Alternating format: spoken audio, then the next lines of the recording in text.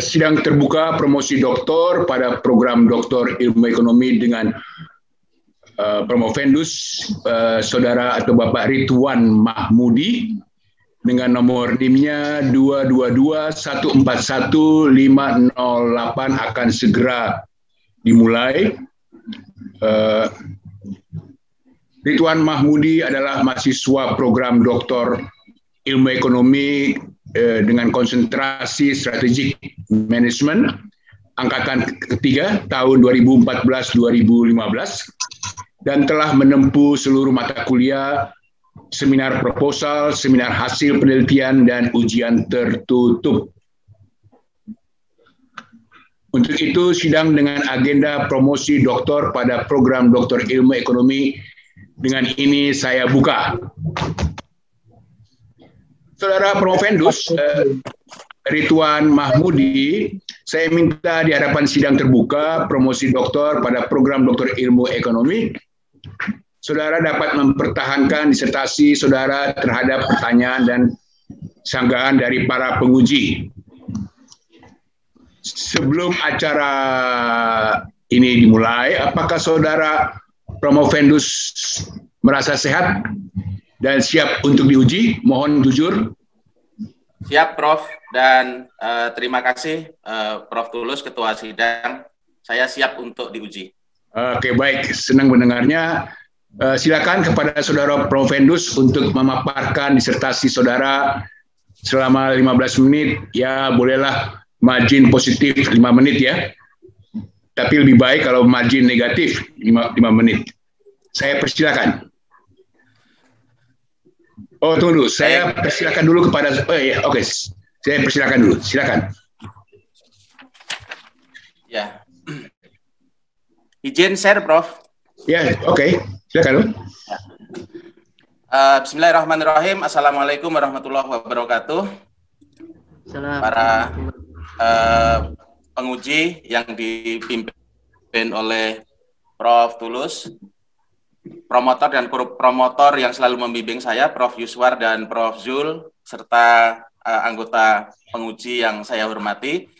Izinkan selama 15 menit saya memaparkan disertasi saya dengan judul Pengaruh Pembinaan Usaha Mikro terhadap Kemiskinan yang dimediasi oleh Industri Manufaktur, Pariwisata, Pertumbuhan Ekonomi Daerah, dan Kesempatan Kerja di Kota Depok, Jawa Barat. Saya ingin meluruskan sedikit saja mengenai kurikulum vitae tadi. S2 saya sebenarnya di CV itu dari STI Kusuma Negara, dan saat ini sedang mengambil S2 di MAB Universitas Respati, jadi paralelnya di situ. Tadi yang belum kesebut yang STIE-nya, Prof. Iya, ya. Sebagai latar belakang dari disertasi saya, berangkat dari data mengenai kemiskinan di Provinsi Jawa Barat, di mana Kota Depok adalah kota dengan tingkat kemiskinan terendah. Data 2 tahun 2018-2019 itu 2,14 dan 2,07%. Kalau dibandingkan dengan kota-kota yang memiliki tipikal sejenis sebagai pinggirannya Jakarta, maka Depok memiliki tingkat kemiskinan yang sangat jauh dibandingkan kota-kota sekitarnya seperti Bekasi dan Bogor, baik kota maupun kabupaten. Dan angka kemiskinan yang dimiliki oleh Kota Depok dari tahun ke tahun itu konsisten berada pada tingkatan yang kecil, yaitu 2,75 di tahun 2011, dan 2018 di angka 2,14, artinya menurun secara tipis ya. Nah, sementara menurut pendapat Bappenas, kemiskinan dimaknai sebagai kondisi seseorang yang tidak mampu memenuhi hak dasarnya untuk mempertahankan dan mengembangkan kehidupan yang bermartabat. Dan kaitannya dengan usaha mikro, Giremewe 2018 menyampaikan bahwa usaha mikro dan kecil itu dikelola, diatur, dibina dengan tujuan untuk pengentasan kemiskinan. Atas dasar itulah, karena pengembangan usaha mikro adalah bagian dari pengentasan kemiskinan, maka pemerintah Kota Depok terus-menerus meningkatkan program pengembangan UMKM-nya melalui anggaran dan jumlah orang yang dibina. Sumber dari laporan pertanggungjawaban Wali Kota Depok, periode 2011 sampai 2018 anggarannya naik terus dan jumlah orang yang dibina juga terus meningkat. Dari memperbandingkan tabel 1.3 dan tabel 1.2, maka di 1.3 anggaran pembinaan ini terus-menerus meningkat secara signifikan, sedangkan 1.2 prosentase penduduk miskin juga mengalami penurunan walaupun tidak terlalu besar. Pertanyaannya adalah, apakah program pembinaan usaha mikro yang telah dilakukan pemerintah Kota Depok berdampak positif, punya kontribusi positif terhadap penurunan persentase penduduk miskin di Kota Depok? Apakah program pembinaan UMKM yang telah dirancang dan dijalankan dengan benar itu mampu menurunkan angka kemiskinan? Sampai sejauh saya memulai disertasi penelitian ini, belum ada penelitian yang membahas hal tersebut. Maka berdasarkan masalah yang ada, saya merumuskan menjadi 11 pertanyaan atau perumusan masalah. Dimulai dari nomor 1 mengenai pembinaan usaha mikro terhadap pertumbuhan usaha mikro, hingga pada rumusan masalah yang ke-11, apakah kesempatan kerja berpengaruh positif terhadap pengentasan kemiskinan. Ada penelitian sebelumnya dari banyak peneliti yang telah mengkaji variabel-variabel yang saya jadikan sebagai rumusan masalah. Masing-masing peneliti telah melakukan penelitian di antara variabel-variabel 7 variabel yang ada. Namun, pembeda dari penelitian sebelumnya adalah pada penelitian ini saya menelitinya secara multivariat, menutupi kesenjangan penelitian dari peneliti-peneliti sebelumnya. Jadi, novelty-nya ada di sana. Sehingga dari 6 variabel X dan 1Y, maka saya mengembangkan rangka konseptual penelitian ini adalah X1 sebagai pembinaan usaha mikro, X2 adalah pertumbuhan usaha mikro, X3-nya adalah manufaktur, X4-nya adalah pariwisata, X5-nya adalah pertumbuhan ekonomi daerah, X6-nya adalah kesempatan kerja, dan Y-nya adalah pengentasan kemiskinan.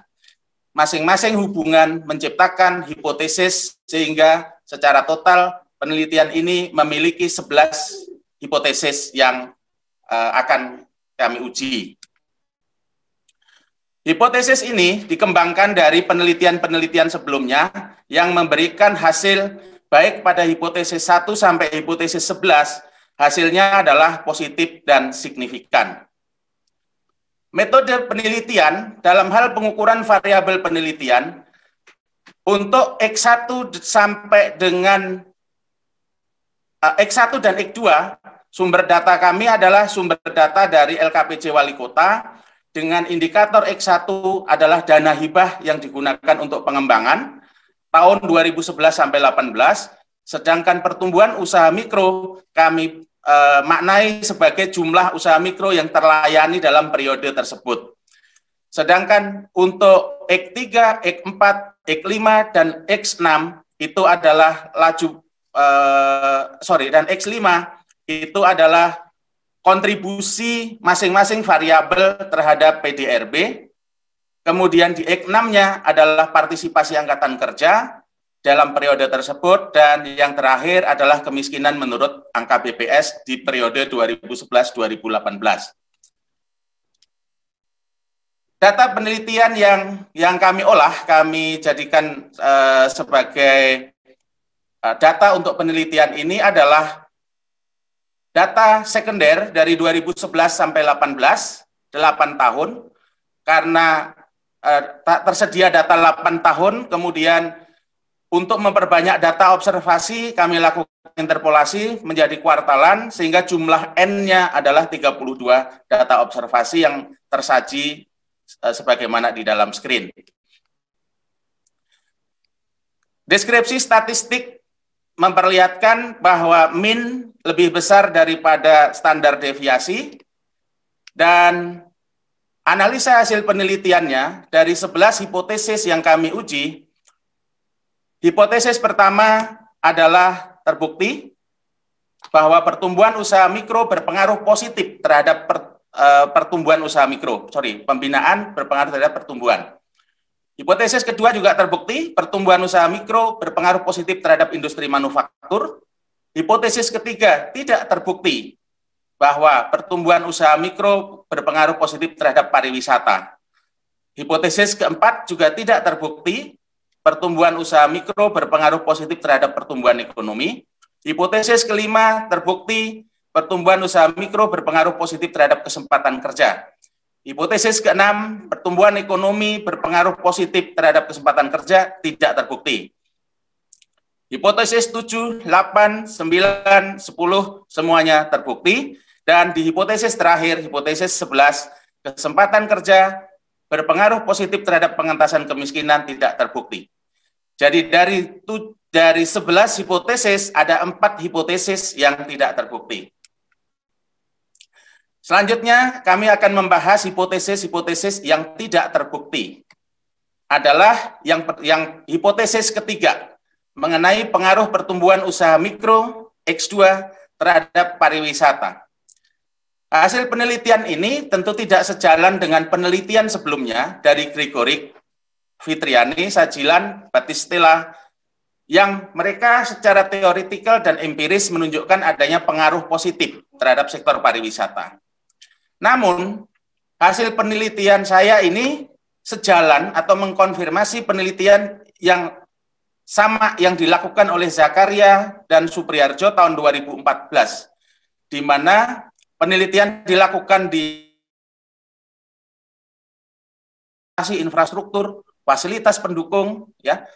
Nah, penelitian yang dilakukan Zakaria dengan penelitian ini memiliki relevansi atau kesamaan dalam konteks penelitian karena sama-sama dilakukan dalam konteks Indonesia dan wisata yang berbasis alam dan budaya.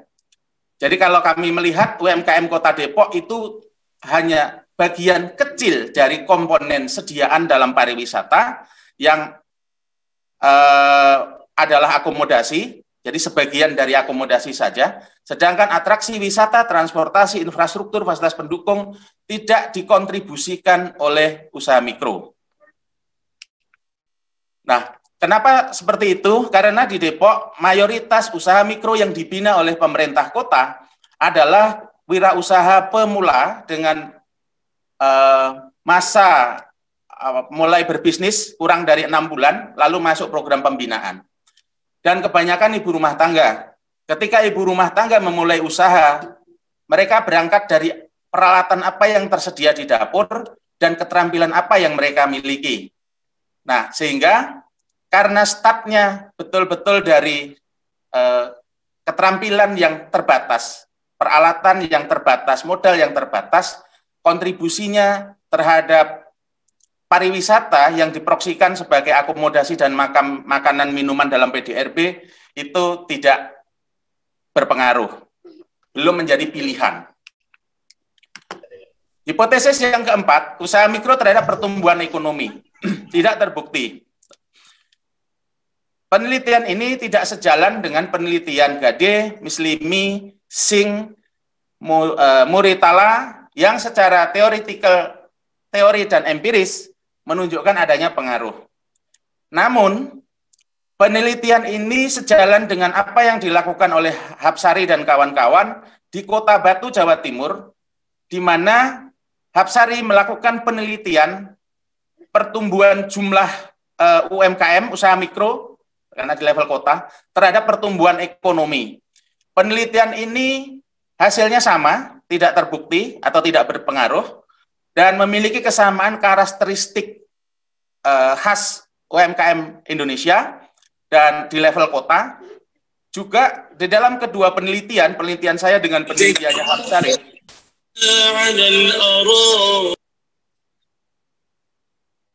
ya, mohon maaf, kedistrak. Ada kesamaan definisi dari pertumbuhan usaha mikro itu sebagai jumlah usaha mikro atau jumlah UMKM-nya. Jadi variabelnya sama, kemudian karakteristik lokasi penelitiannya sama. Di Kota Depok, pertumbuhan usaha mikro belum berpengaruh terhadap pertumbuhan ekonomi. Dapat kami jelaskan bahwa program pembinaan dan pemberdayaan yang dilakukan Kota Depok baru sebatas meningkatkan kualitas produk, kemasan, dalam aspek pemasaran mengikut sertakan dalam event dan promosi. Sedangkan Kota Depok adalah kota yang berada dalam kawasan megapolitan Jabodetabek yang lebih banyak dikontribusikan pertumbuhan ekonominya oleh sektor informasi dan komunikasi dalam laju pertumbuhan PDRB-nya, jasa keuangan, asuransi, serta jasa pendidikan. Itu hipotesis yang keempat. Hipotesis yang keenam, pertumbuhan ekonomi tidak berpengaruh terhadap kesempatan kerja. Penelitian hasil ini tidak sejalan dengan yang dilakukan oleh Soilu, Meyer, Banda, Misini, PAM, dan kawan-kawan yang secara teoritis dan empiris menunjukkan adanya pengaruh. Namun lagi-lagi, di Indonesia hasilnya bisa berbeda. Hodijah tahun 2017 melakukan penelitian di Jambi, provinsi, cakupan wilayah penelitiannya di level provinsi, artinya menyebar gitu. Ahmad Dizon dan Aimon juga melakukan hal yang sama di seluruh kota kabupaten di Sumatera Barat, di mana memang tidak terdapat pengaruh positif antara pertumbuhan ekonomi terhadap kesempatan kerja. Penelitian ini, penelitian saya, penelitian Hodijah dan Ahmad Dizon, memiliki konteks kesamaan dalam hal lokasi, serta sama-sama menggunakan data sekunder dengan indikator yang sama. Membuktikan kemudian hasil penelitiannya adalah sama bahwa pertumbuhan ekonomi tidak memiliki pengaruh terhadap kesempatan kerja. Teori Barclay menjelaskan bahwa menurunnya lapangan kerja dan pendapatan wilayah umumnya dikaitkan dengan sektor ekspor yang menurun. Bahkan ketika meningkatnya kegiatan ketenaga kerjaan akan meningkatkan ekspor dan pada akhirnya merangsang pertumbuhan dan pembangunan. Artinya yang berkontribusi banyak terhadap kesempatan kerja adalah sektor-sektor usaha yang berorientasi kepada ekspor. Sementara Kota Depok adalah kota yang banyak digerakkan oleh sektor jasa. Dengan demikian, ekspor sebagai pilar penciptaan kesempatan kerja tidak tercipta, tidak terjadi, maka pertumbuhan ekonomi yang tidak dibangun oleh ekspor tidak akan mempengaruhi kesempatan kerja. Itu konteks Depok. Terakhir adalah hipotesis ke-11, pengaruh kesempatan kerja terhadap pengentasan kemiskinan. Hasilnya tidak terbukti atau tidak berpengaruh. Hasil ini tidak sejalan dengan penelitian Christiansen, Hu, Field, Pagi, Karnani, yang secara teori dan empiris menunjukkan adanya pengaruh positif. Namun demikian, di Indonesia, penelitian ini sejalan dengan penelitian yang dilakukan Nur Aniyah, yang melakukan penelitian di Provinsi Kalimantan Selatan. Kemudian Ahmad Dizon tadi salah satu variabelnya adalah kesempatan kerja dan kemiskinan, ya, yang meneliti serta Hodijah yang di Jambi tadi, di mana memang tidak terdapat pengaruh positif antara kesempatan kerja terhadap pengentasan kemiskinan. Penelitian ini memiliki kesamaan karakteristik lokasi dan penggunaan data sekunder sebagai data penelitian. Undang-Undang Nomor 13 Tahun 2011 tentang penanganan fakir miskin disebutkan tentang istilah fakir miskin. Dalam undang-undang tersebut, fakir miskin adalah orang yang sama sekali tidak mempunyai sumber daya, mata pencaharian, tetapi tidak mempunyai kemampuan memenuhi kebutuhan dasar yang layak bagi kehidupan dirinya dan keluarganya. Kebutuhan itu adalah meliputi sandang, pangan, papan, kesehatan, pekerjaan, dan lain-lain. Sehingga kesempatan kerja hanyalah salah satu hal yang bisa, artinya tidak akan bisa mempengaruhi pengentasan kemiskinan seseorang, karena itu hanya salah satu kebutuhan saja. Simpulan dari penelitian ini, secara keseluruhan pembinaan usaha mikro di Kota Depok telah mampu berkontribusi terhadap pengentasan kemiskinan, yang kalau kita bedah dalam 11 hubungan atau hipotesis, ada 4 diantaranya yang tidak berhubungan, tidak berpengaruh, mohon maaf. Implikasi teoritis dari penelitian ini adalah 1, pembinaan usaha mikro di Kota Depok berpengaruh positif terhadap pengentasan kemiskinan melalui variabel X2 pertumbuhan usaha mikro, kemudian pengentasan kemiskinan, serta X2 lalu ke X3 manufaktur, baru ke pengentasan kemiskinan. Artinya variabel X4 dan sebagainya tadi tidak berpengaruh. Yang kedua, selain berpengaruh positif terhadap kemiskinan, ternyata pertumbuhan usaha mikro juga memberikan pengaruh positif terhadap kesempatan kerja sebagai variabel saya istilahkan Y2. Ya. Karena kesempatan kerja kemudian tidak mempengaruhi pengentasan kemiskinan. Jadi berhenti di kesempatan kerja. Ketiga, variabel pariwisata dan pertumbuhan ekonomi X4 dan X5 tadi berpengaruh positif terhadap kemiskinan, namun tidak dipengaruhi oleh pertumbuhan usaha mikro, jadi terputus. Sehingga rangka hasil penelitiannya adalah sebagaimana kami gambarkan di sini. Implikasi manajerial bagi Kota Depok, 1, dengan hasil penelitian ini bisa dijadikan pedoman pemerintah Kota Depok agar lebih fokus meningkatkan jumlah usaha mikro yang dilayani dalam pembinaan dan pengembangan, karena jumlah usaha mikro atau pertumbuhan usaha mikro X2 itu secara langsung berpengaruh terhadap kemiskinan. Selain ternyata meningkatkan kesempatan kerja. Kedua, program pembinaan usaha mikro juga difokuskan untuk menunjang pertumbuhan industri manufaktur sehingga terjadi kemitraan. Misalnya dengan memfasilitasi pelaku usaha mikro berkolaborasi dalam koperasi agar mampu meningkatkan skala usaha karena secara bersama-sama tercipta sinergi melalui koperasi sehingga mendorong untuk membangun industri manufaktur. Karena tadi pertumbuhan usaha mikro mempengaruhi kemiskinan bisa melalui industri manufaktur. Ketiga, pemerintah Kota Depok diharapkan memberikan stimulus bagi komunitas UMKM yang memiliki kontribusi terhadap sektor pariwisata, baik komunitas crafter, kuliner, jasa wisata, dan sebagainya. Stimulus ini diharapkan mendorong para komunitas menggerakkan pariwisata berbasis komunitas seperti pengembangan setu, sentra batik atau craft, kuliner, dan lain-lain, karena pariwisata punya kontribusi terhadap pengentasan kemiskinan. Batasan penelitian, penelitian ini adalah gambaran atau potret 2011 sampai 2018 dari 7 variabel yang diteliti yang sekaligus menjadi batasan dari penelitian ini. Saran untuk penelitian berikutnya adalah yang juga membahas pengembangan usaha mikro, disarankan meneliti tentang pendidikan keterampilan usaha apakah yang berhubungan dengan industri manufaktur yang mengentaskan kemiskinan. Saran yang kedua adalah penelitian yang menguji pembinaan usaha mikro terhadap pertumbuhan ekonomi daerah melalui kesempatan kerja. Karena tadi kalau langsung ke ekonomi daerah tidak berkontribusi, tapi melalui kesempatan kerja berkontribusi. Jadi arusnya sedikit dibalik, arah panahnya. Demikian, dan terakhir adalah poin-poin perbaikan yang sudah kami lakukan dari ujian tertutup, dari bab 1 hingga bab 5, di masing-masing halaman di sebelah kanan sudah kami tampilkan di bagian mana perbaikan itu kami lakukan. Terima kasih Ketua Sidang. Assalamualaikum warahmatullahi wabarakatuh. Oke, bagus. Hasilnya menarik ya, karena banyak kontroversial di sini. Dengan asumsi metodologinya benar, maka saya bisa menyimpulkan bahwa disertasi ini sudah memberikan nilai tambah terhadap literatur.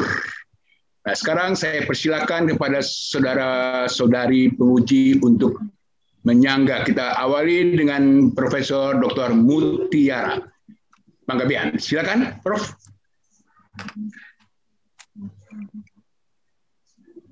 Oke, terima kasih Prof atas kesempatan yang diberikan kepada saya untuk pertama kali menguji atau katakanlah memberikan saran ya. Sebetulnya nggak ada ya, udah bagus banget ya, bagus banget semuanya. Cuman saya lihat tadi ada kesenjangan penelitian mengenai yang dilakukan oleh orang-orang asing itu berbeda dengan orang-orang Indonesia gitu kan?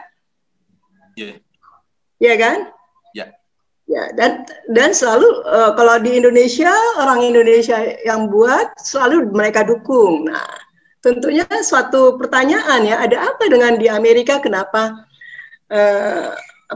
hipotesisnya berbeda gitu ya dengan yang di kita gitu. Bisa nggak? Kelihatannya tadi kan di Indonesia kan dikasih tahu ini karena dilakukan di sini, di usaha ini, tapi kalau di Amerikanya enggak kan? Iya. Sorry, di luarnya. Di luar, yeah. Oh, langsung, Prof? Iya, langsung. Oke. Baik, Prof. Jadi, memang mayoritas, pada penelitian-penelitian yang hipotesisnya tidak terbukti, itu terkonfirmasi sejalan dengan penelitian yang dilakukan di Indonesia. Betul. Kami melihatnya sebagai bahwa setiap daerah atau setiap teritori mungkin memiliki kekhasan karakteristik. Jangan sampai pakai mungkin gitu. Jadi coba dilihat ada apa dengan di luar. Gitu. Kenapa di sini gitu kan? Kita akan yang kedua saya ya udah bagus banget ya semuanya, dan bahkan ada perbedaan antara kerangka pemikiran yang konseptual yang pertama dengan hasil gitu ya. Cuma tapi alangkah baiknya sebetulnya modelnya tuh sama aja gitu. Coba kita lihat model sebentar, model kerangka dan model hasil. Ya, siap, Prof. Ya. Ya, karena ini terus terang baru ini saya temukan di sini dulu ya. Kalau kita sekolah di luar memang itu diharuskan. Apa bedanya model kita dengan model yang dulu kita buat ya? Model yang terakhir aja deh, kalau nggak susah bikin dua model di dalam perasaan. Model yang terakhir, model hasil. Ya, Prof. Sedang digerakkan model.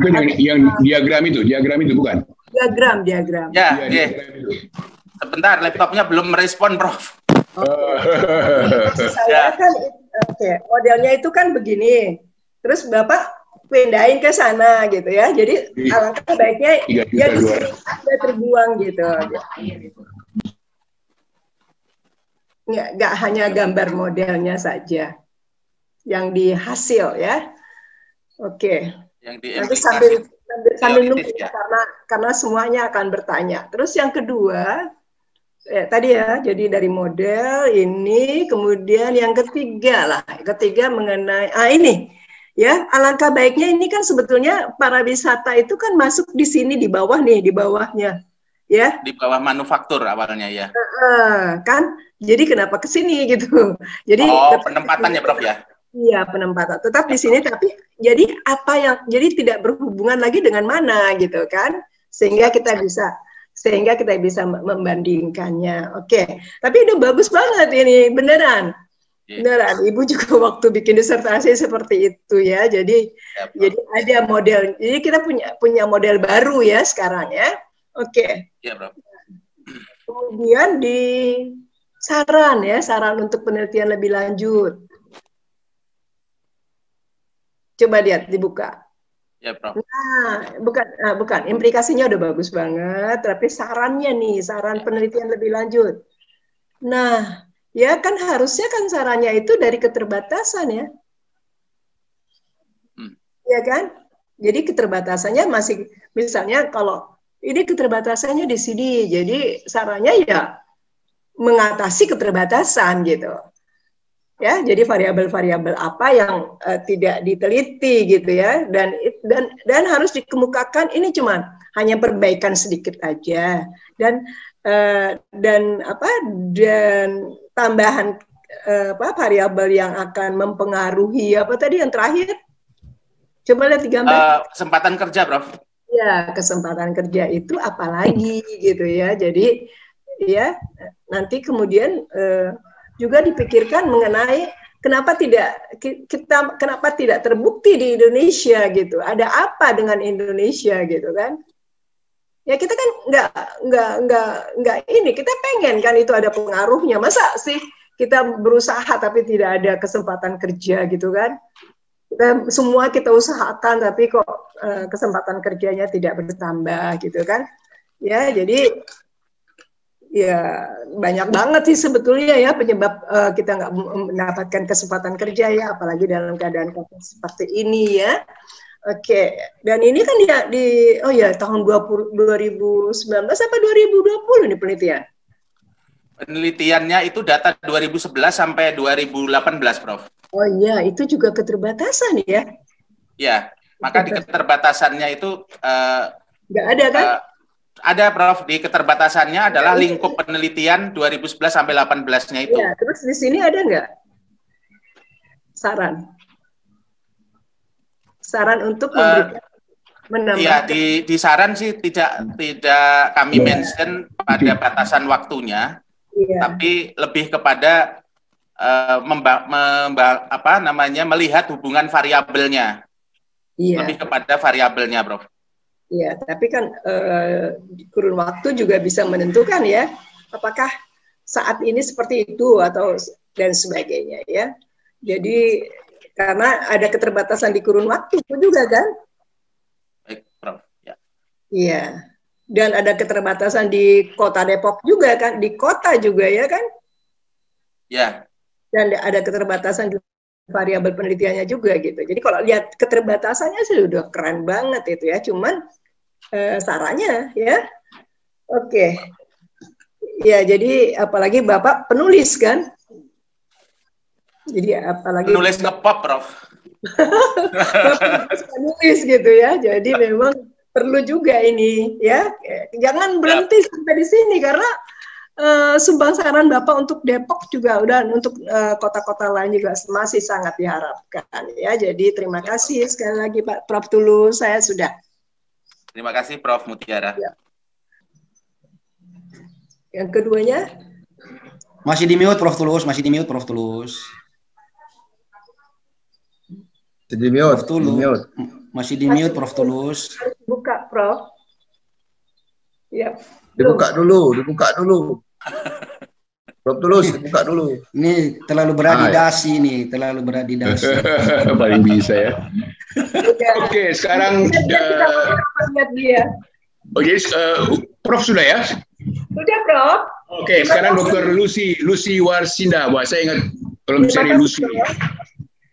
Terima kasih Prof Tulus. Sama-sama atas waktu yang diberikan kepada saya. Dengan senang hati loh. Ya, selamat pagi Pak Ridwan. Assalamualaikum warahmatullahi wabarakatuh. Selamat ya Pak Ridwan sudah sampai ke sidang terbuka. Terima kasih. Mungkin ke depannya masih tetap berkarya ya Pak. Jangan berhenti sampai di sini. Satu masukan dari saya Pak.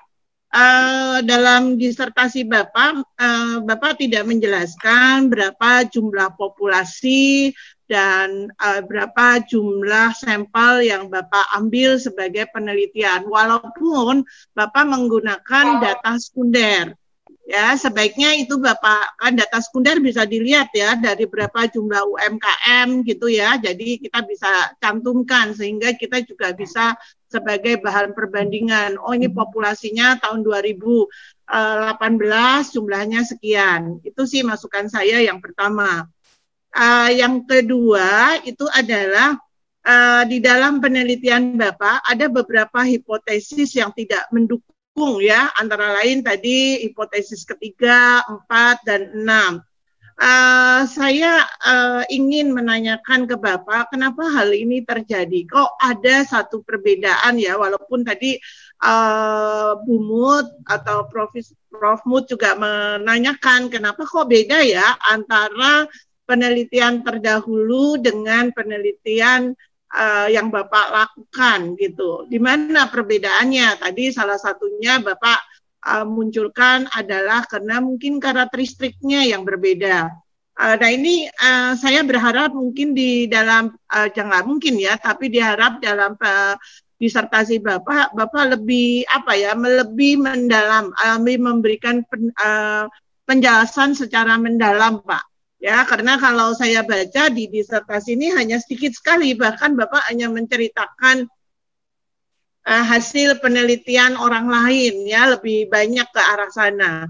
Saya rasa karena ini menjadi satu masukan untuk Pemda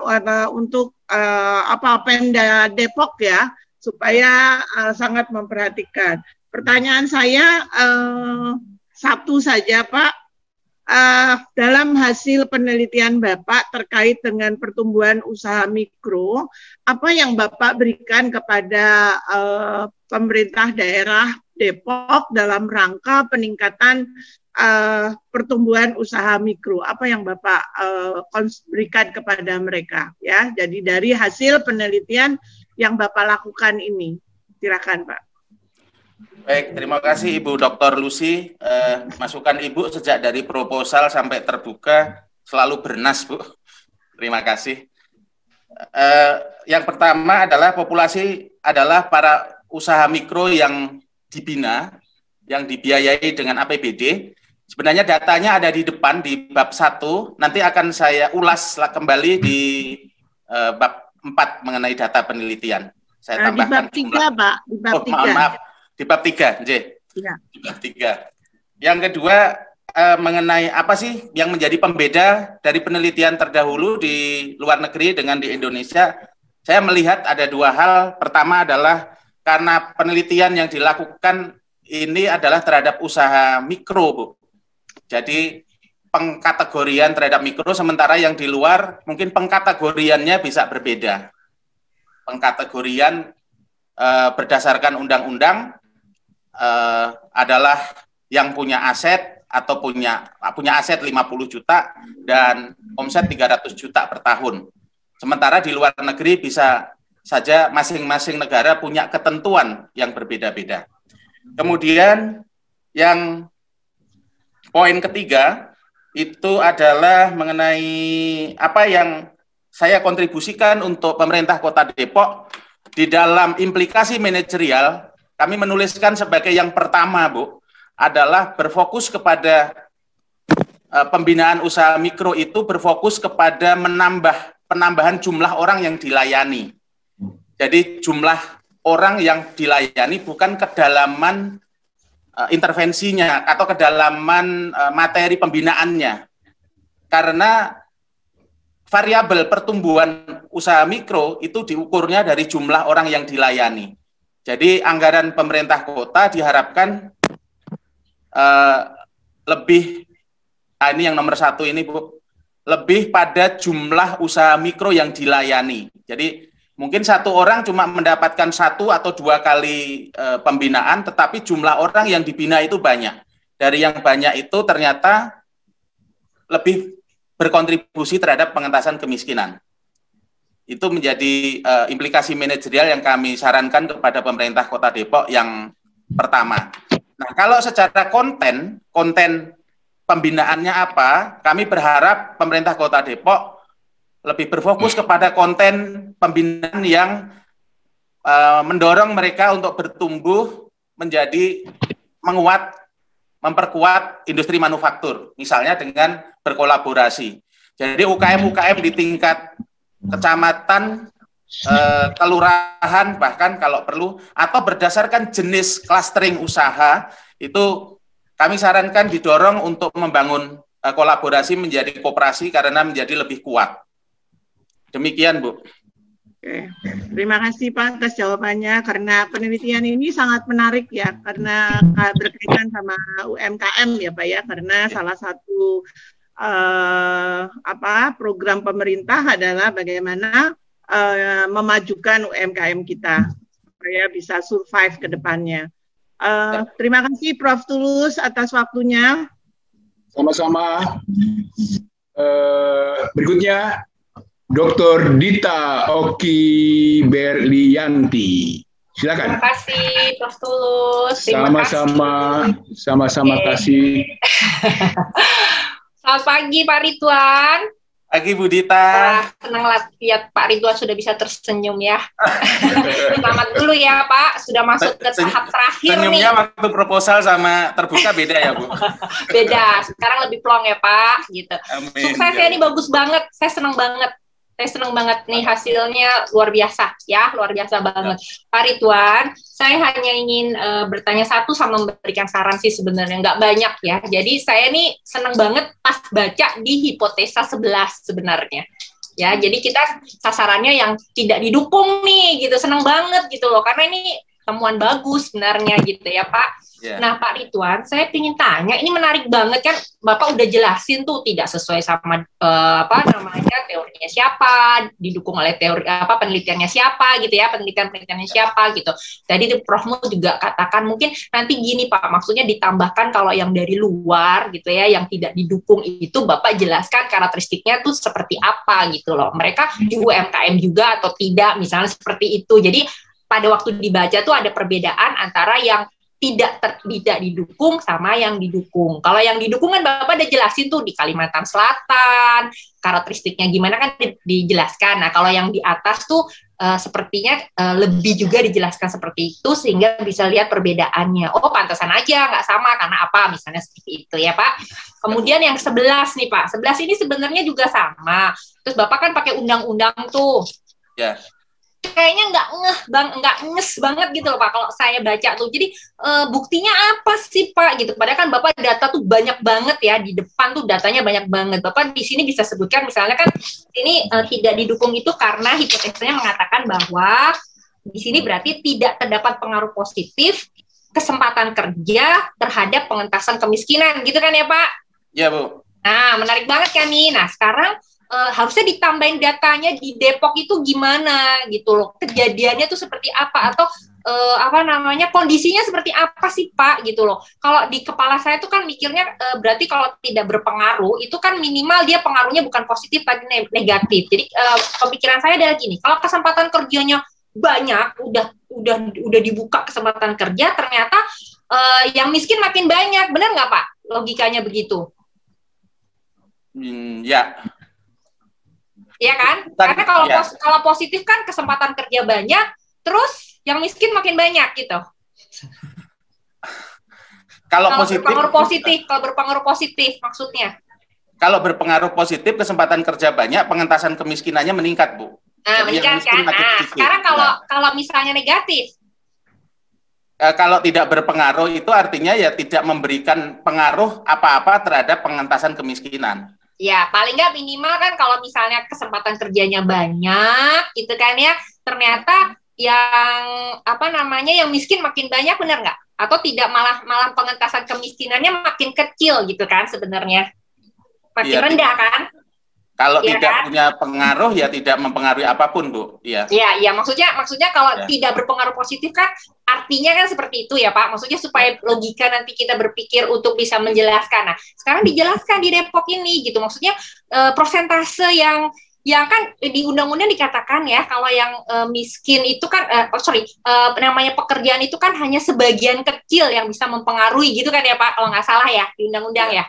Saya baca di sini. Nah, maksudnya dimunculkan dengan data prosentasenya misalnya nih loh, buktinya nih di Depok nih seperti ini sehingga wajar kalau dia tidak berpengaruh gitu loh Pak. Siap Bu. Gregetnya di situ tuh Pak gitu karena ngambang masuknya terakhirnya di undang-undang gitu. Saya lihat aduh nih udah ditaruh di paling bawah nih jadi center point banget kan bacanya jadi aduh kayaknya nggak nyes gitu ya. Jadi tambahkan ya Pak, data kan Bapak ada tuh. Jadi Bapak bisa sampaikan di sini.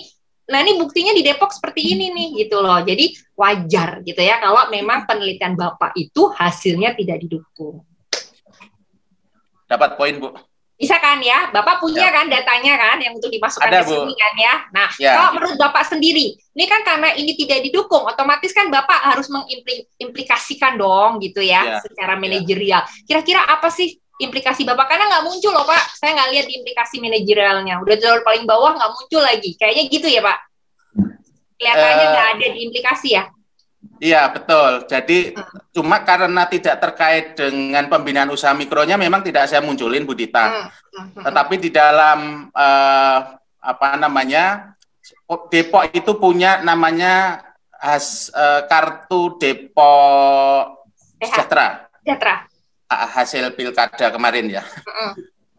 Pemilihan wali kota, salah satu programnya adalah kartu Depok itu. Nah, kartu itu adalah kartu sakti yang memberikan jaring pengaman pangan, kesehatan, pendidikan, ya semacam kartu Jakarta Pintar ditambah kartu BPJS dan sebagainya seperti itu.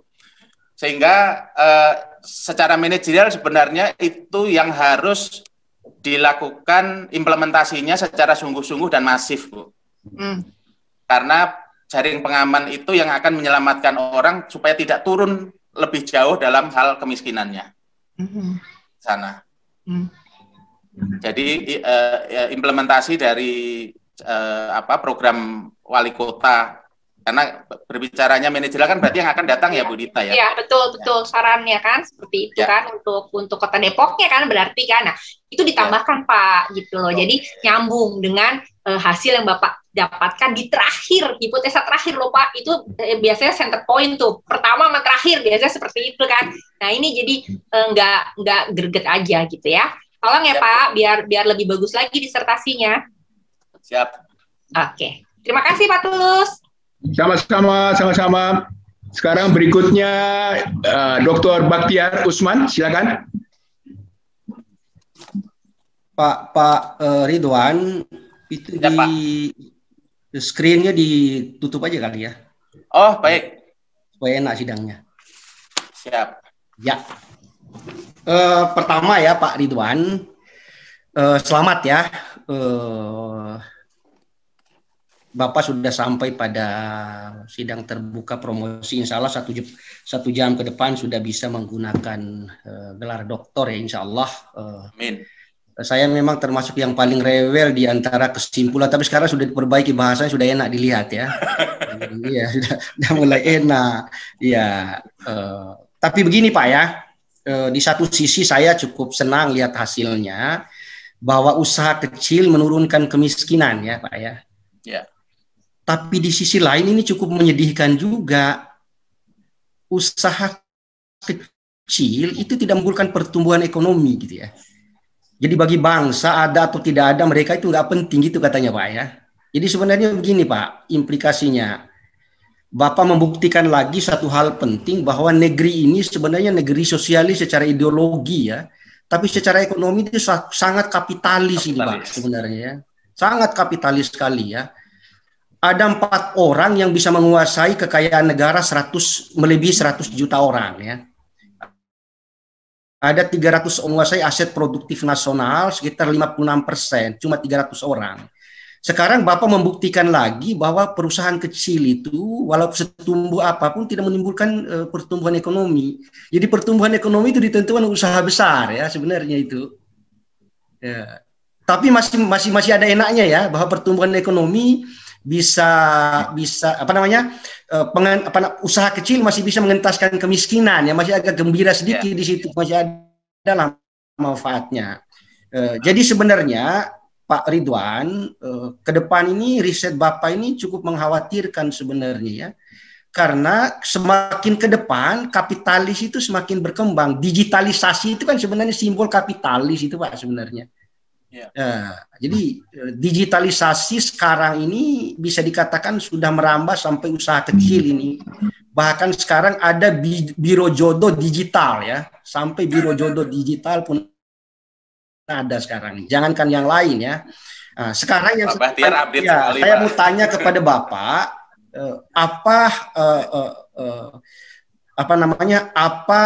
riset ini setidaknya implikasi manajerialnya menghadapi digitalisasi yang dikuasai oleh kalau saya nggak salah kemarin itu cuma sekitar 108 perusahaan ya, 108 perusahaan digital.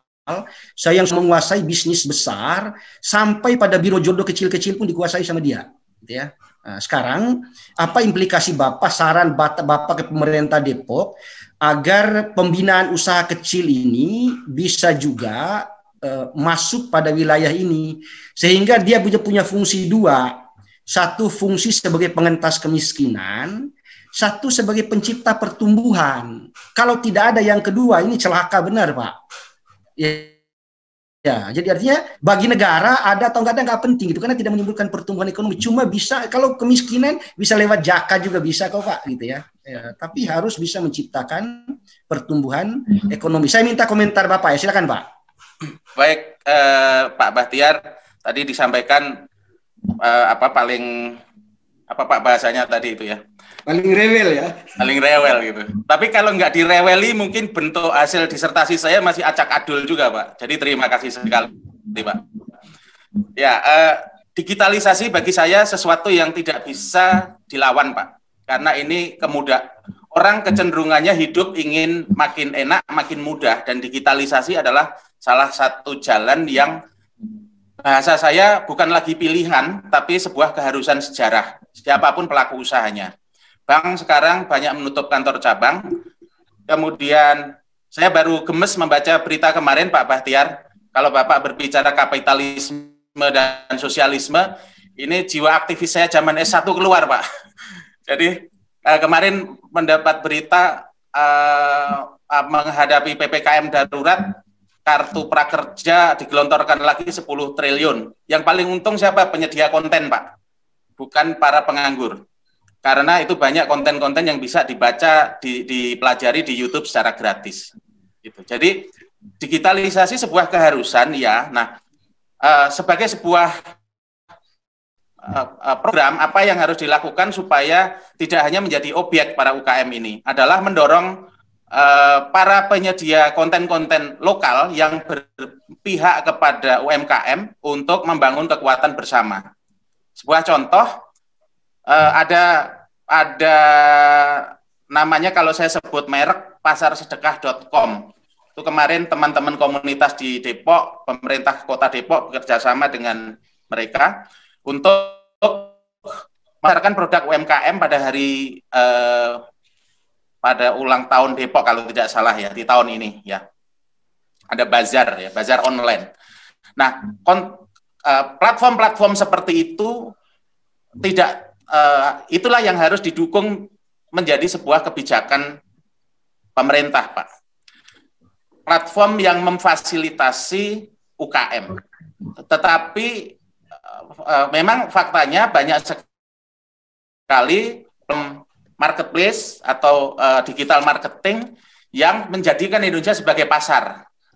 Itu kita semua juga memahami itu. Jadi yang perlu didorong yang mana? Yang platform-platform yang merangkul UMKM untuk memasarkan produknya.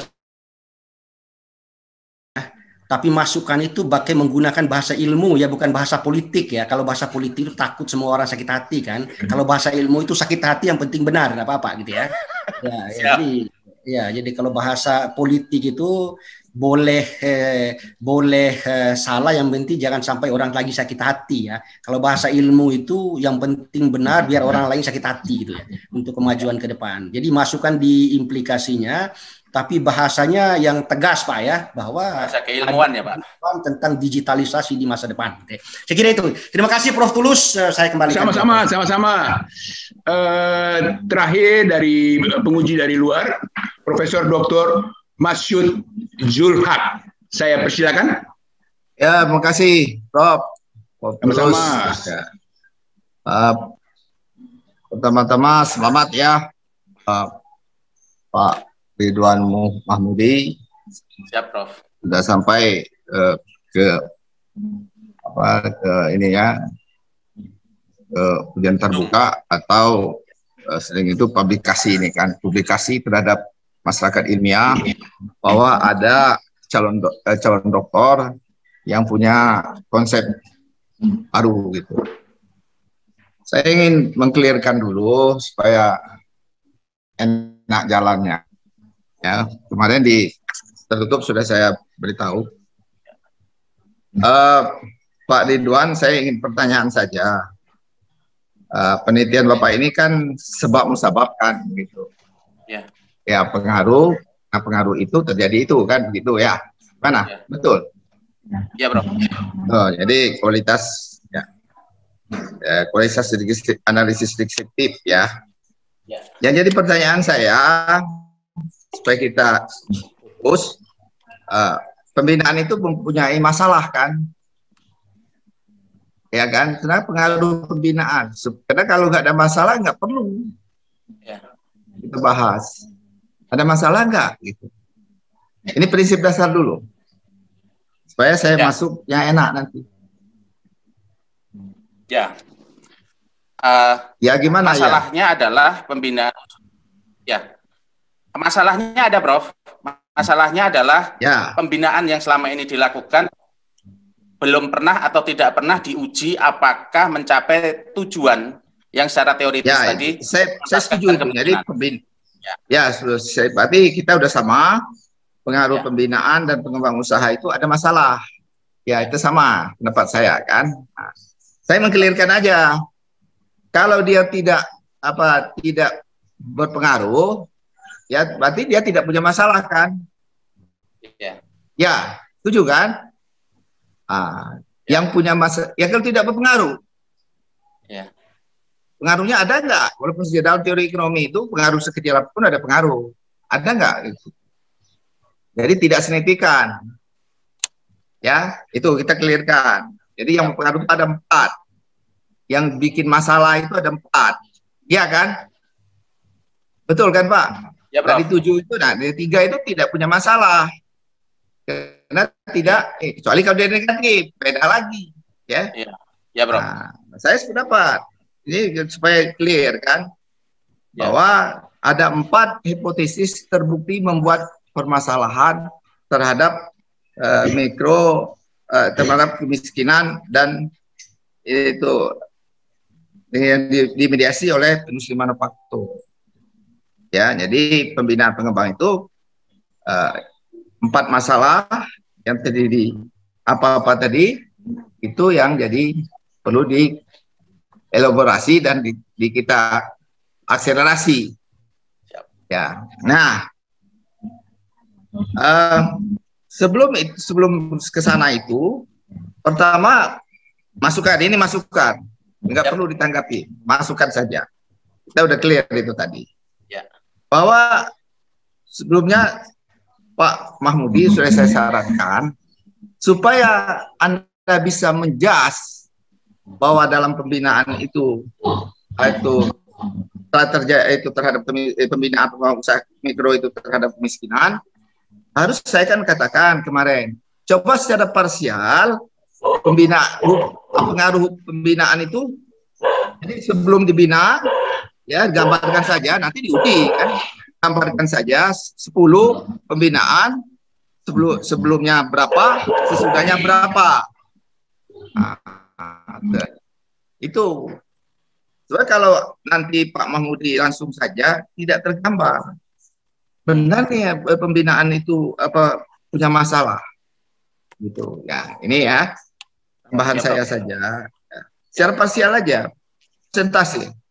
Nah, saya belum terlihat di pembahasan Bapak itu secara tegas mengatakan bahwa ini masukan nanti di ya apa presentasi dari 4 hipotesis itu berpengaruh terhadap kemiskinan. Jadi itu perlu digambarkan. Ya. Nah, karena gambarnya secara umum saja. Nah, itu. Terima kasih. Yang kedua mengenai model. Ya. Model saya bilang itu belum model sebenarnya. Karena model itu harus diverifikasi. Mohon maaf, Prof. Harus apa, Prof? Diverifikasi dulu. Oh, oke. Ya, itu. Kalau mungkin Pak Tulus itu sama saya, satu alumni di IPB, ada namanya pemodelan sistem pemodelan. Kita dapat 1 semester dulu. Ya. Itu ada skenario mesti supaya Bapak bisa berani mengatakan model saya ini perlu dipakai. Ya kan? Model saya dipakai. Karena kalau sekian pembinaan saya naikkan, optimumnya kayak gini. Nah, itu namanya verifikasi. Nah, cara memverifikasinya banyak cara. Bisa saja melalui statistik, melalui regresi regresi berganda bisa. Karena skenario itu perlu supaya Anda bisa berani mengatakan model ini yang paling tepat kalau dipakai. Nah, itu yang saya lihat kan. Nah, ini masukan saya bahwa kalau mau betul-betul dibuat model, jadi nanti merek dagangnya Pak Ridwan yang ini tadi ini kalau model, ya, Prof, ya? Iya kan Bapak belum membuktikan bahwa model Bapak itu bagus, ya nggak bisa. Orang masih mengatakan ini cuma gambaran diagram alir aja. Tapi kalau Bapak uraikan lagi, ya, bahwa model yang dibuat yang terakhir tadi hasil penelitian itu, Bapak buat skenario yang optimum berapa, yang tidak optimum berapa, ya gitu. Jadi pembinaan yang kayak apa yang perlu dimasukin, ya, itu aja masukan. Nanti dibaca lagi tentang pemodelan. Ada bukunya, sistem pemodelan, input, proses, output, bila pun sampai outcome. Ada, baca lagi. Hah? Pengarangnya siapa sistem permodelan buku ini? Banyak. Kalau dari Indonesia itu Profesor Eriatno. Pak Tulus, teman Pak Tulus itu. Profesor Eriatno itu ya. Ya, Pak. Masih banyak. Ya, sistem pemodelan dia. Banyak sekali. Kalau di yang perlu sudah paham itu tentang pemodelan. Nanti bagus ini. Saya berharap tidak tadi saya baca bahwa ini belum sampai ke sana. Kalau sudah diverifikasi, artinya Anda sudah buat skenario, Anda membuat sensitivitasnya, ya saya yakin. Jadi itu nanti bisa dipatenkan bahwa kalau untuk membina usaha mikro dan kecil, ini modelnya. Model saya ini saya uji dari itu UMKM, dari UMKM itu Depok. Nah, jadi dipatenkan nanti, jangan tanggung-tanggung, ya. Itu saja. Itu saja Ketua Prof. Tulus, saya. Sama-sama. Terima kasih. Assalamualaikum warahmatullahi wabarakatuh.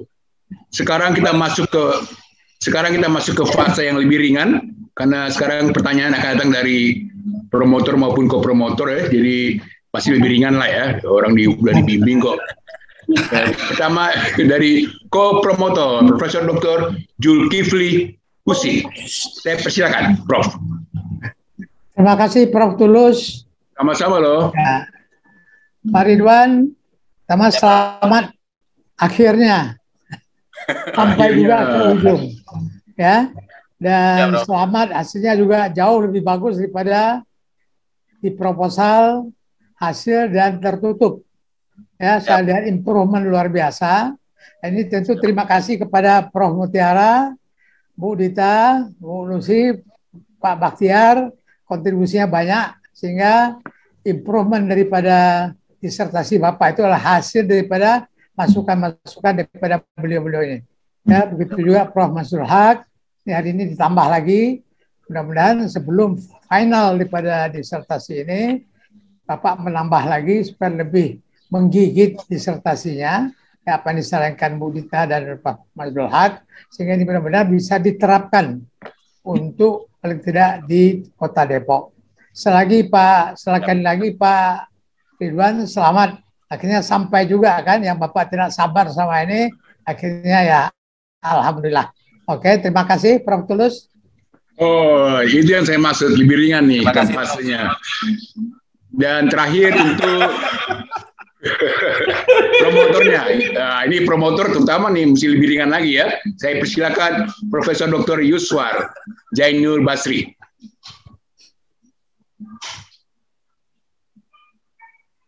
Profesor Yuswar. Oh, apa yang terjadi? Oke, terima kasih Prof. Tulus atas kesempatannya. Halo, Prof. Ya, Tulus, dengar nggak? Dengar dong, dengar.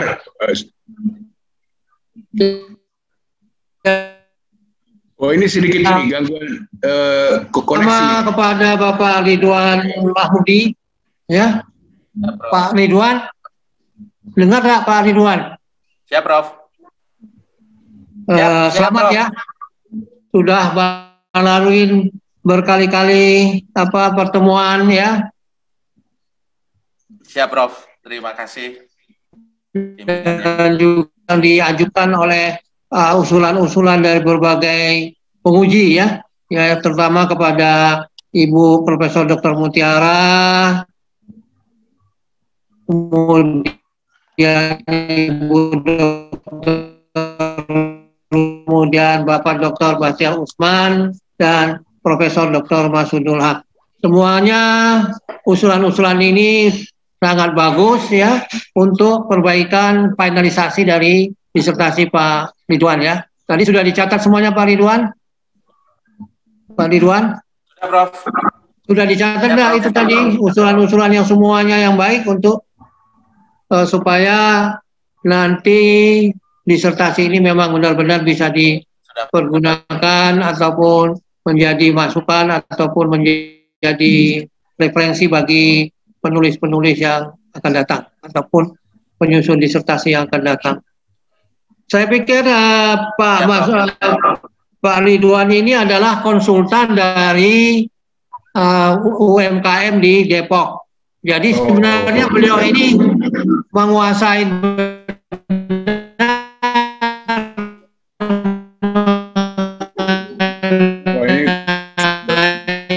koneksi. Kayak jadi musik nih. Dan sebagainya disertasi ini kepada para UMKM dan juga ya. Jadi saya Mahmudi ini di dalam hal sebagai konsultan usaha UMKM di Depok ini terus berkembang dan memajukan usaha-usaha dan menuntaskan kemiskinan yang ada di Depok ya. Jadi itu yang saya harapkan. Jadi semuanya nanti Bapak bisa memberikan mungkin dalam bentuk seminar kepada pemerintah daerah di Depok untuk mengumpulkan semua UMKM, kemudian usaha-usaha rumah tangga dan sebagainya. Jadi saya pikir ide untuk mendapatkan gelar doktor, tapi nanti perbaikannya perlu dilakukan ya. Dan kita akan diskusi kembali ya bagaimana nanti dengan Pak Profesor Zulkifli Husin ya, kita sama-sama. Saya rasa itu saja dari saya, Prof. Tulus, terima kasih atas kesempatan ini dan terima kasih kepada Pak Ridwan ya. Terima kasih Prof, masukannya Prof. Terima kasih. Jadi untung tidak ada pertanyaan dari Pak Yuswar karena tadi suaranya banyak sekali terputus-putus. Nah, bicara tadi soal seminar, bagus sekali itu ide dari Pak Yuswar. Hanya Ridwan mesti hati-hati ya, jangan sampai nanti setelah seminar Bapak dimusuhi oleh Pemda Depok loh. Dengan hasilnya yang tidak terlalu membuat mereka senang. Baiklah, Pak Ridwan sudah hampir sampai di finish ya. Jadi Pak Ridwan ini lebih dulu mengakhiri pekerjaannya daripada COVID-19 yang belum jelas kapan berakhirnya. Waktu bagi para penyangga untuk mengajukan pertanyaan telah selesai. Maka sidang ditunda 5 menit untuk pengumpulan nilai dari para penguji. Nilainya naik enggak? Mau mikrofonnya di dulu, nanti ketahuan rahasianya. Jangan dinyalain, nanti ketahuan rahasianya lagi. Untuk itu sidang dengan agenda promosi doktor pada program doktor ilmu ekonomi saya tutup sementara. Kembali ke MC. Tunggu nilai, Pak. Prof. Ya. Prof. Yuswar, nilai ditunggu. Saya sudah kirim loh, sementara lewat WA. Nanti kalau udah selesai saya kirim fotokopinya lah, soalnya repot di tangan aja 2. Sidang terbuka akan dimulai kembali. Kami persilakan kepada Bapak Profesor Dr. Tulus TH Tambunan MA selaku Ketua Penguji untuk membuka kembali sidang promosi ini. Silakan. Baiklah, sidang terbuka promosi doktor pada program Doktor Ilmu Ekonomi saya buka kembali. Berdasarkan hasil rapat yudisium sidang terbuka promosi doktor pada program Doktor Ilmu Ekonomi dengan mempertimbangkan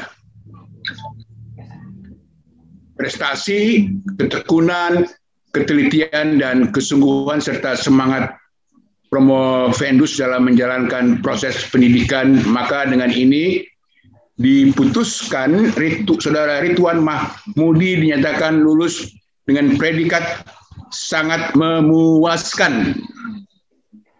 Kepadanya diberikan hak untuk menyandang gelar doktor sesuai dengan hak dan kewajibannya serta kehormatan yang melekat gelar itu. Yaitu jadi menjadi Dr. Ridwan Mahmudi, NIM 2214158. Adalah doktor ke-478. Wow, baik sekali ya. Dari program Doktor Ilmu Ekonomi Universitas Trisakti dan merupakan lulusan doktor konsentrasi strategic management yang ke-106. Ya. Kembali ke MC. Baik, penyerahan surat keterangan lulus Dr. Ridwan Mahmudi akan kami sampaikan melalui email. Selanjutnya, ucapan terima kasih oleh Dr. Ridwan Mahmudi. Silakan, Pak. Terima kasih. Assalamualaikum warahmatullahi wabarakatuh. Selamat siang. Salam sejahtera buat kita semua. Wasyukurillah, alhamdulillah wasyukurillah. Hari ini saya telah menjalani sidang terbuka dengan lancar berkat dukungan semua pihak. Kami ingin menyampaikan rasa terima kasih yang tidak terhingga kepada pihak-pihak seluruhnya yang saya sebut sebagai guru kehidupan saya. Guru dalam kehidupan akademik, saya menyampaikan penghargaan pada Profesor Dr. Insinyur Kadarsyah Suryadi, DEA, selaku Rektor, kepada Dr. Yolanda Masnita, MM, sebagai Dekan Fakultas Ekonomi Bisnis Universitas Trisakti, Profesor Dr. Hajah Farida Jasfar, ME, selaku Ketua Prodi Dr. Ilmu Ekonomi Universitas Trisakti, dan Profesor Dr. Willy Arafah, Dr. Willy Arafah, selaku Ketua Konsentrasi Strategic Management atas bimbingan dan semangatnya menyemangati saya terus. Dari awal saya mau mengambil program doktor, semua informasi saya mendapatkan dengan sangat baik dan gamblang dari Prof. Willy. Terima kasih, Prof. Kemudian Prof. Yuswar, Profesor Dr. Yuswar Zainul Basri, AK MBA, dan Prof. Zulkifli Husin sebagai promotor dan kopromotor. Beliau berdua memberikan banyak warna terhadap disertasi saya.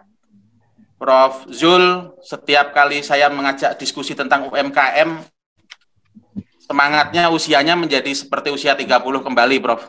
Semangatnya luar biasa. Kemudian Prof. Dr. Tulus TH Tambunan MA sebagai Ketua Dewan Penguji yang men-trigger saya meneliti UMKM karena saya banyak membaca artikel Prof. Tulus, sejujurnya begitu.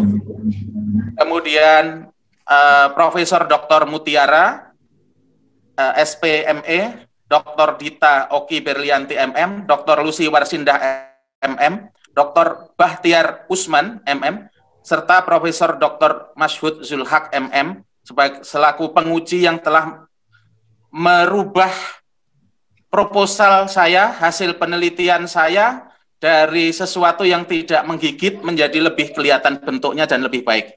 Saya transformasi itu saya nikmati betul. Kemudian para dosen program Doktor Ilmu Ekonomi Konsentrasi Strategic Management atas ilmu yang diberikan, serta staf program Doktor Ilmu Ekonomi Konsentrasi Strategic Management yang sangat membantu, apalagi dalam situasi COVID begini, serta teman-teman kuliah seangkatan angkatan ketiga Doktor Ilmu Ekonomi Konsentrasi Strategic Management yang selalu saling menyemangati. Wabil khusus saya akan mention Dr. Supriyadi. Saya anggap sebagai abang saya, terus menyemangati saya. Terima kasih Dr. Supriyadi, semoga sehat. Kemudian guru dalam dunia UMKM, saya akan menyebutkan terima kasih kepada Haji Muhammad Fitriawan MT, selaku Kepala Dinas Koperasi Usaha Mikro Kota Depok, atas seluruh diskusi dan masukannya. Dari awal sebelum mengambil topik ini, saya banyak berdiskusi dengan beliau, sayangnya tidak bisa hadir karena kesibukan, serta seluruh staf Dinas Koperasi Usaha Mikro Kota Depok. Saya juga berterima kasih kepada seluruh penggiat dan komunitas UMKM Kota Depok, sangat banyak, sangat aktif, dan hari ini hadir banyak sekali teman-teman penggiat, para senior-senior saya, yang saya tidak bisa sebutkan satu persatu. Tapi dari hati yang terdalam, Bapak Ibu semua adalah guru-guru saya. Kemudian guru dalam kehidupan profesional karir saya, para senior dan guru-guru di Sampurna Financial Group, tempat di mana saya berkarir terakhir kali di tahun 2000, sebelum keluar tahun 2017. Spesial saya mention Pak Dodong Cahyadi, atasan saya saat itu, yang memberikan izin dan terus menyemangati saya untuk harus menyelesaikan doktoral saya. Para senior dan guru-guru saya di Bank Danamon Indonesia, yang saya berkarir cukup lama di sana, khususnya para atasan, teman, partner diskusi saya, Bunda Yeni, Bang Yose, Bang Denny, Gautama, Pak Amin Hari, dan lain sebagainya, saya tidak bisa sebutkan satu persatu. Para senior dan guru-guru saya di Allianz Life Indonesia, para senior dan guru-guru saya di Aksa Mandiri Financial Services, yang saya menyebut satu nama di mana hingga saat ini menjadi guru dalam hal integritas saya. Semoga hadir di forum ini Pak Chandra Rekso Projo, terakhir sebagai Biro SDM di KPK. Terima kasih, walaupun perjumpaannya sedikit, tapi saya mendapatkan kualitas. Dua mentor awal saya ketika lulus kuliah dan tahun ini telah berpulang adalah almarhum Bapak Dr. Anies Hardono MBA dan almarhum Bapak Suharyanto BK-Tex MBA. Semoga beliau berdua mendapatkan jariahnya. Dan spesial mentor saya, walaupun juga jarang ketemu, tetapi saya memodel beliau dalam hal kepemimpinan, adalah Bapak Edi Tuhirman, CEO Asuransi Generali, yang walaupun jarang bertemu, tapi menginspirasi saya untuk terus bertumbuh. Itu adalah guru-guru saya, yang lainnya mungkin saya tidak sempat menyebutkan satu persatu.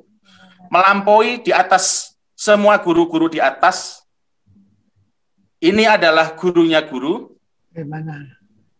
masternya master, profesornya para profesor, yaitu orang tua saya, almarhum Bapak Abdullah Jamal Warsito, dan ibu saya, Nyonya Siri Abdullah, yang hari ini alhamdulillah bisa hadir di Zoom untuk menyaksikan anak laki-lakinya menyelesaikan apa yang sudah dimulai.